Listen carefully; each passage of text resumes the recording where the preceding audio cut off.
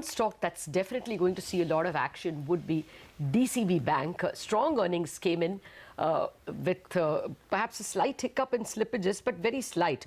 Overall, the gross NPA has fallen and fallen rather substantially by 20 basis points to 1.5 from 1.75. Murali Natrajan, MD and CEO of DCB Bank, has joined us now. Good morning, Murali. Thank you very much for joining us so bright and early. It's a great set of numbers. Just tell us what has been the impact of demonetization. You have reported higher slippages. Was it an SME, MSME kind of problem because of demonetization? And therefore, is it like to spill over into the fourth quarter?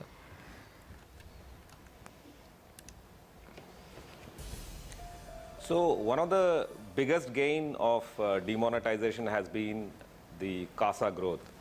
If you see the previous quarter versus this quarter, our CASA ratio has jumped by almost 400 basis points.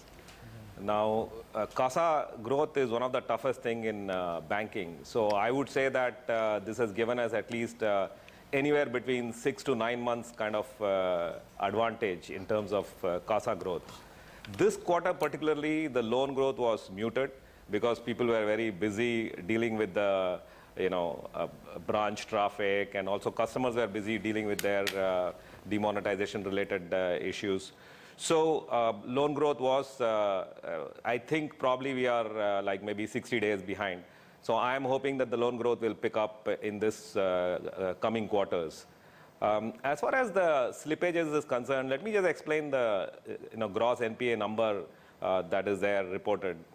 First of all, we sold RSIL 87 crores of gross NPA and 21 crores of written off accounts. And we received 52 crores of money from RSIL, out of that 20% in cash and the balance in SRs. So we don't have to provide for any further because it was equal to our net NPA.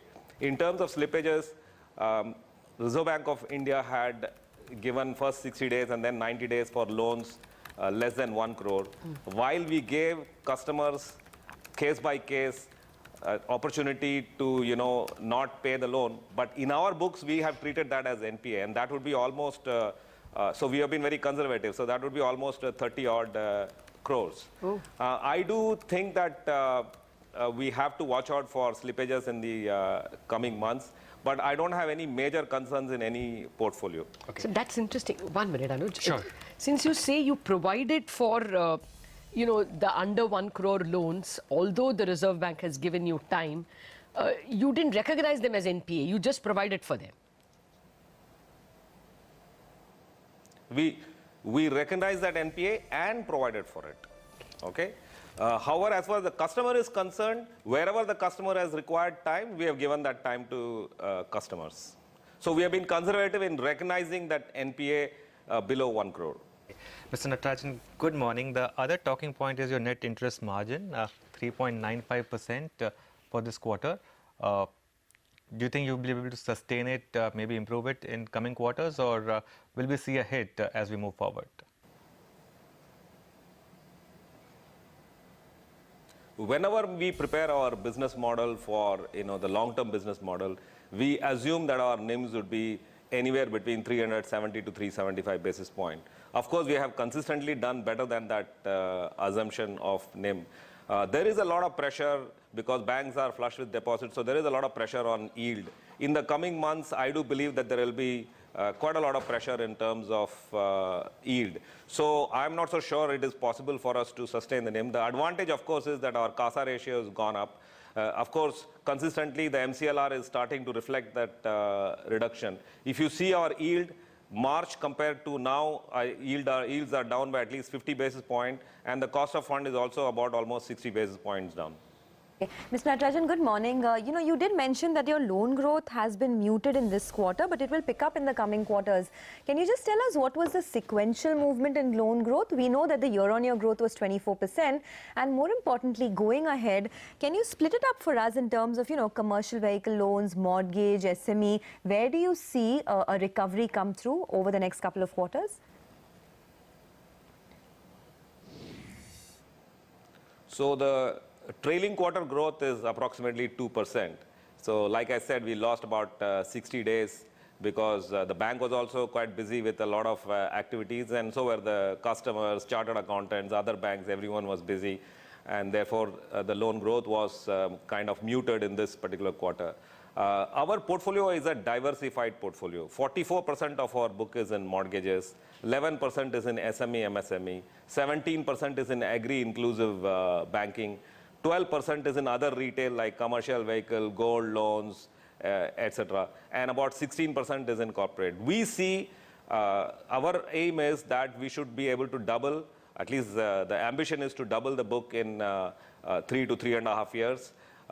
This one quarter blip, I don't think we are too much worried about that. We think that there will be loan pickup. We've seen some better activity in the last 2 weeks of December. If that is any indication, we are quite hopeful that the loan growth challenges that we faced in the third quarter should not continue.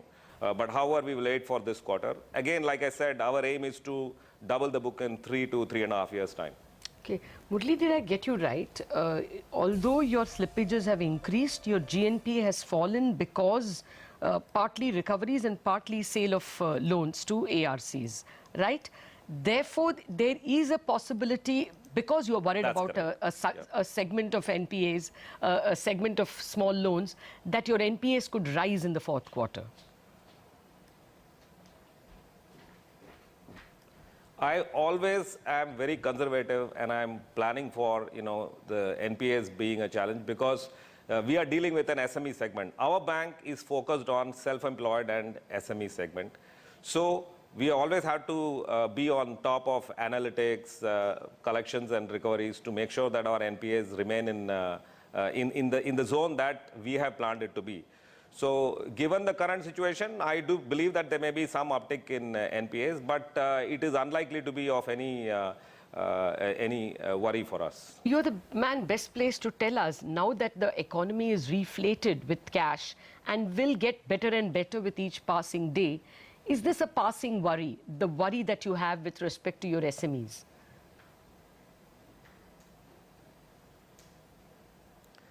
There is so many people who have, in the public domain, there are so many experts who have already expressed their opinion, so I'm not sure what more I can add to that. When I look at the book that we have, so we put our analytics team on the job, looking at the sales figure of SMEs, which we can see in the bank account week on week. So obviously from November 9th to say maybe about December 15th, we saw a dip. But in the last 2 weeks of December, we started seeing an uptick in the sales numbers that being deposited in their various accounts. So I do think that maybe the low point is past us. So from here on, it should be stable. That is our estimate. It's good to hear. Okay, but Mr. Natrajan, we spoke to 2 or 3 bankers over the last few days, and the other topic which came out was that maybe the banks could also look at savings deposit rate, which is something which has not been touched, of course. We have seen the FD rates come down. Is that talk gaining momentum now or gaining currency?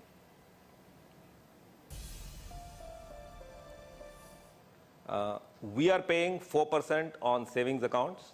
We are dealing with small depositors, average of about 40,000-50,000 rupees. We have not changed our interest rate beyond 4% in all these years. So I don't think we are likely to reduce that below that.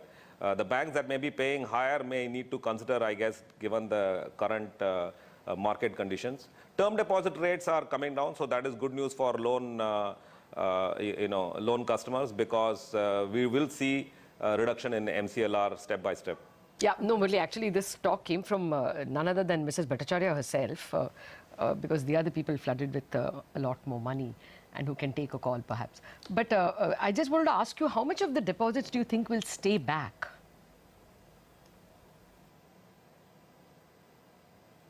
Again, we put our analytics team on the job to look at what type of deposits we got, savings, current, small depositors, male, female, geography, and so on. The trend that we are seeing is that all the small deposits that we have got seems to be sticky. There are lots of housewives who may have had some 10,000-15,000 rupees saved in their, as a household savings, which came into the bank account. I don't see those deposits going. And what we are also doing is that making sure that our branches are working on ensuring that customers are cross-sold some loan product or other products so that these deposits remain sticky. Savings balances, small ticket, should remain. Current account balances slowly will go back into the economy to kind of move the economy forward. We have seen large ticket, any deposit that customers may have made, slowly those deposits have gone back into the system.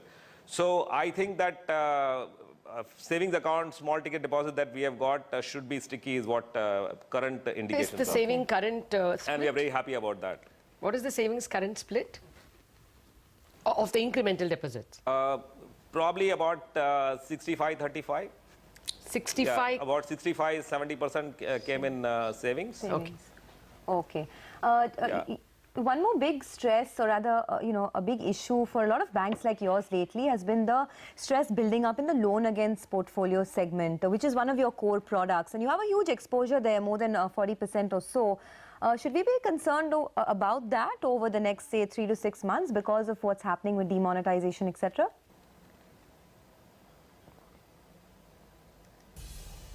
So one of the things that has been talked about in the media and some of the investor analysts also have asked is that if the property prices correct by 23-30%, what will happen to loan against property?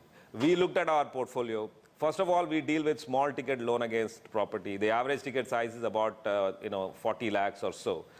Secondly, almost 80% of our customers are self-occupied property, whether commercial or home, it's self-occupied property. We believe that customer